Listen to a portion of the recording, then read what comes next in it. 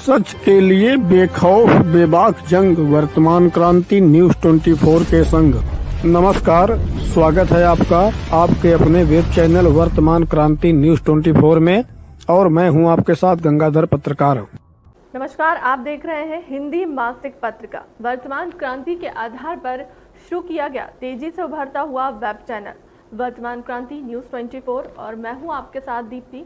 आइए देखते हैं आज की ताज़ा और खास खबरें विस्तार से। भदोही जनपद के स्थापना दिवस पर हम आपके लिए एक विशेष खबर लेकर आए हैं, जिसे कैमरे में उतारा है हमारे संवाददाता पुनीत शर्मा ने, और शब्दों में पिरोने का काम हमेशा की तरह गंगाधर पत्रकार की लेखनी ने किया है। बाकी न्यूज एंकर दीप्ति भटनागर की आवाज तो आप प्रतिदिन सुनते ही हैं। 30 जून 1994 को राज्य के 65वें जनपद के रूप में भदोही को जिले का दर्जा दिया गया। जिला बनाने से पहले भदोही वाराणसी जिले का एक हिस्सा हुआ करता था।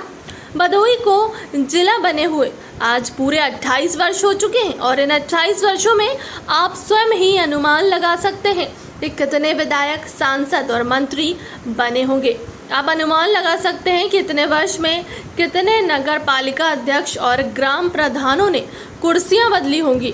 आप अनुमान लगा सकते हैं कि इन 28 वर्षों में कितने जिलाधिकारी और विकास अधिकारियों ने पटल परिवर्तन किया होगा। मगर बावजूद इसके सुंदर भदोही व स्वच्छ भदोही के इनकलाबी नारे के साथ जनपद का कितना विकास हुआ है, इसका अंदाजा भी आप स्क्रीन पर दिखाए जा रहे इन चंद तस्वीरों से लगा सकते हैं। इस समय जो दृश्य आप हमारी स्क्रीन पर देख पा रहे हैं वह भदोही, नई बाजार और देवनाथपुर क्षेत्र के कुछ हिस्सों से ही लिया गया है। समूचे जनपद की स्थिति क्या होगी, इसका अंदाजा भी आपको ही लगाना होगा, क्योंकि जनपद के तमाम हिस्सों को एक साथ स्क्रीन पर दिखाना ना तो हमारे लिए संभव है, और ना ही आपके पास इतना समय है कि आप एक ही खबर को कई घंटे बैठकर देख पाएं। हमने आपको चंद लफ्ज़ों और कुछ दृश्यों में ही पूरी कहानी समझाने का प्रयास किया है, और हमें उम्मीद है कि आप समझ भी गए होंगे। और अब अंत में भदोही जनपद के स्थापना दिवस पर आप सभी भदोही के दर्शकों को ढेर सारी शुभकामनाएं देते हुए आइए चलते हैं अपनी अगली खबर की तरफ।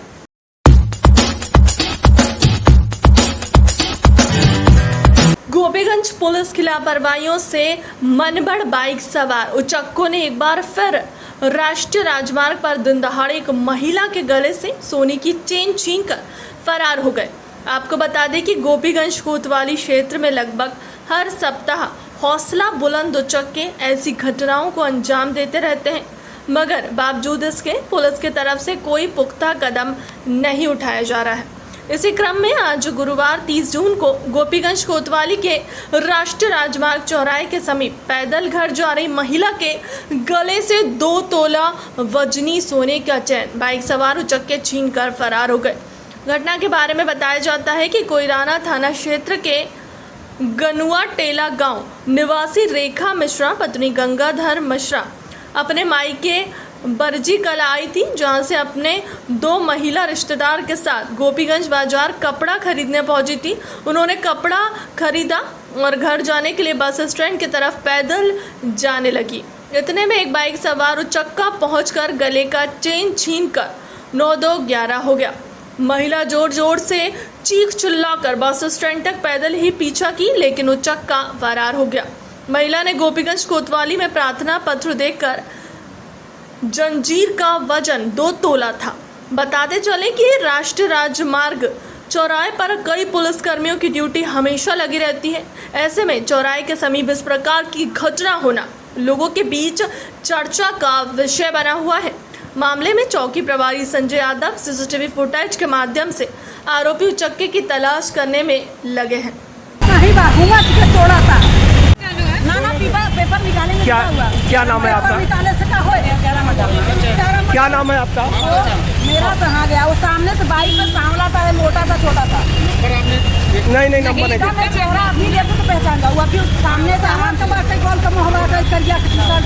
ऐसा है, हमारी सिस्टर है रेखा, वो यहाँ आई थी मार्केटिंग करने के लिए, और शिवम वस्त्रालय के सामने जो है वो कोई चैन स्नैचर जो है आया है, उसके गले से चैन खींचा है और भाग गया है पेट्रोल टंकी की तरफ। पेट्रोल टंकी की तरफ भागा है और ये लोग पेट्रोल टंकी तक हमारी भांजी है वो दौड़ी है, लेकिन वो पकड़ नहीं पाई है। और सीधा और बहुत तेज नहीं, स्लो एकदम, हाफ पैंट पहना हुआ था कोई लड़का, और स्लो एकदम, बहुत ज्यादा स्पीड में भी नहीं गया है। पब्लिक कोई एक भी सामने नहीं आई है। पब्लिक को बिल्कुल ये सावधान होना चाहिए, हर किसी की मदद के लिए तैयार होना चाहिए। ये पब्लिक की भी गलती है ऐसे लोगों को मन बढ़ंत करने के लिए।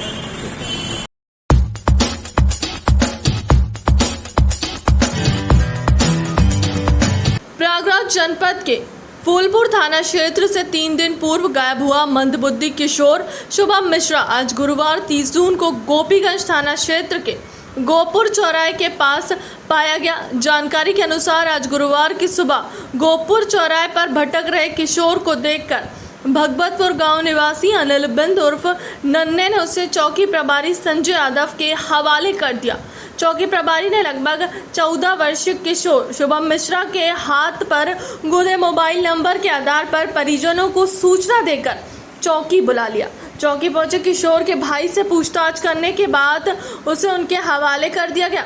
स्वर्गीय रमेश चंद्र मिश्रा के पुत्र कमल कुमार मिश्रा निवासी भुलेकापुरा फूलपुर प्रयागराज ने बताया कि उनका भाई मंदबुद्धि है जो घर से 3 दिन पूर्व साइकिल से निकला था और जिसकी तलाश की जा रही थी। 3 दिनों से गायब किशोर को पाकर परिजनों ने अनिल बिंद उर्फ नन्हे सहित गोपीगंज पुलिस का आभार व्यक्त किया। क्या नाम है आपका? कमल कुमार मिश्रा। ये बताइए क्या है मामला? हमारा भाई 2 दिन पहले गायब हो गया था, आज हमें मिला है।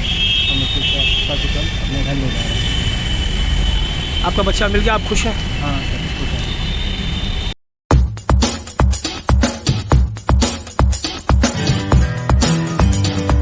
प्रभु जगन्नाथ भैया बलभद्र व बहन सुभद्रा के साथ शुक्रवार को नगर भ्रमण करेंगे। भक्तों के अतिशय प्रेम में अत्यधिक स्नान से अस्वस्थ हुए जगत के पालनहार भगवान जगन्नाथ एक पखवाड़े बाद स्वस्थ हो गए।